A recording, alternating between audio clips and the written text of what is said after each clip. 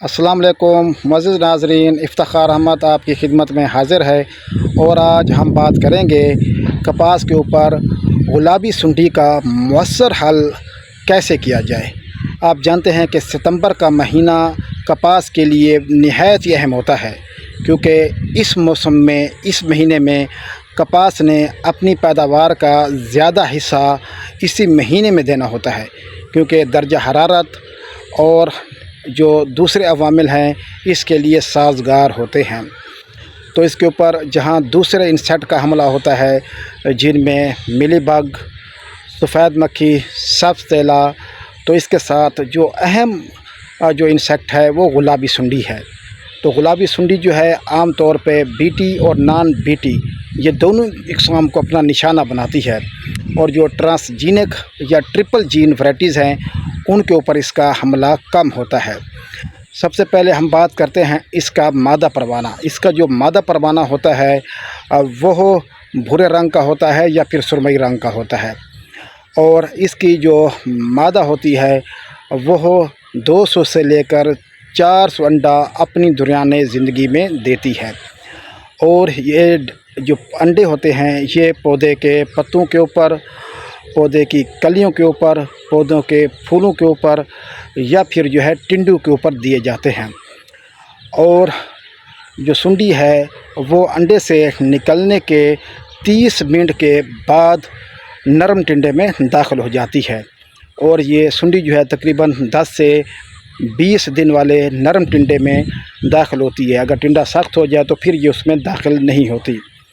आम तौर पर इसका जो हमला है वो बीटी और नॉन बीटी किस्म पर ज़्यादा होता है, लेकिन एहतियात के तौर के ऊपर जो ट्रांसजीनिक हमारी वैराइटीज़ हैं ट्रिपल जीन, उनके ऊपर स्प्रे करना जो भी है वो लाजमी हो जाता है। तो मोहतरम नाज़रीन, अगर हम इसकी बात करें कि इसके जो मुतासरा फूल होते हैं वो मधानी नुमा शक्ल इख्तियार कर लेते हैं, जिससे पता चल जाता है कि कपास के ऊपर गुलाबी सुंडी के हमले का जो है वो अलामात शुरू हो गई हैं। तो इसके लिए बाकी जो दूसरे फंदे हैं वो भी इस्तेमाल किए जाते हैं। जब फी फंदा 10 से 12 परवाने नज़र आ जाएँ तो फिर भी स्प्रे लाजमी हो जाता है। और इसके जो अलामात हैं नुकसान की, कि जो टिंडा है उसके अंदर जो सुंडी है वो रुई और बीज को खाती है, जिसकी वजह से टिंडा जो है वो गल जाता है और उसके बाद गिर जाता है, क्योंकि जब ये दाखिल होती है तो फिर टिंडे को बैक्टीरियल और फंगल डिजीज़ भी लग जाती हैं, तो जिससे कपास को बेहद ज़्यादा नुकसान होता है। और जो रुई की क्वालिटी है वो ख़राब हो जाती है, कपास जो है वो पीली हो जाती है और मार्केट में उसके दाम कम मिलते हैं। तो सबसे पहले इसकी मॉनिटरिंग की जाए कि इसका जो हमला है वो कपास के ऊपर है या नहीं है, और कौन सी वैरायटी के ऊपर इसका हमला जो है वो ज़्यादा होगा, तो उसके लिए आप जो है वो हिफाजती स्प्रे करेंगे। तो स्प्रे जो है वो मैं बता देता हूँ। उनमें जो सबसे इफ़ेक्टिव ज़हर हैं वो 3 से 4 मैं आपको बता देता हूँ।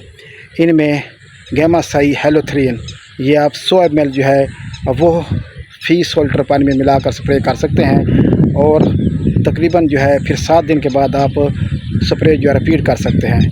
इसके बाद बीटा साइफ्लोथ्रीन प्लस ट्राइज़ोफास, ये भी एक इफ़ेक्टिव ज़हर है, और तकरीबन ये 500 ml फी सोल्टर पानी में जो है वो इस्तेमाल होता है। अगर ये हमला जो है वो इसका ज़्यादा हो तो फिर 600 ml सोल्टर पानी में भी मिलाकर किया जा सकता है।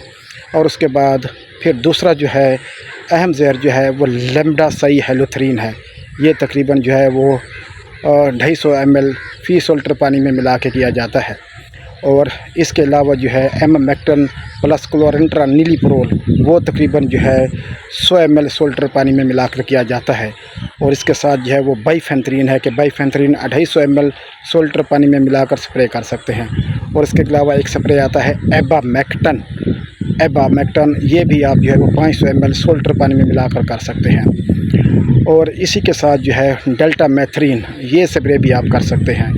तो कोशिश करें आप 2 से 3 स्प्रे करें, ताकि आपकी जो फुटी है उसकी क्वालिटी जो है वो साफ़ सुथरी हो और उसके मार्केट में रेट ज़्यादा दे रहे हैं, क्योंकि ये एक खामोश जो है वो कीड़ा है, दुश्मन है। इसका हमला का पता तब चलता है जब नुकसान हो चुका होता है।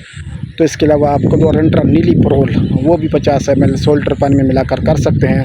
अगर उसके साथ बाइफेंथ्रीन 250 ml या फिर ایبامیکٹن 500 ml کیا جائے تو پھر افیکٹو کنٹرول جو ہے وہ نظر آتا ہے۔ تو محترم ناظرین، اپنے کپاس کی جو ہے وہ آپ حفاظت کریں اور اس کو پیلا ہونے سے بچانے کے لیے گلابی سنڈی کا تدارک نہایت ہی لازمی ہے۔ تو اس کے ساتھ ہی افتخار احمد کو ڈیجیٹل کسان کلینک سے اجازت دیجیے۔ پاکستان زندہ باد۔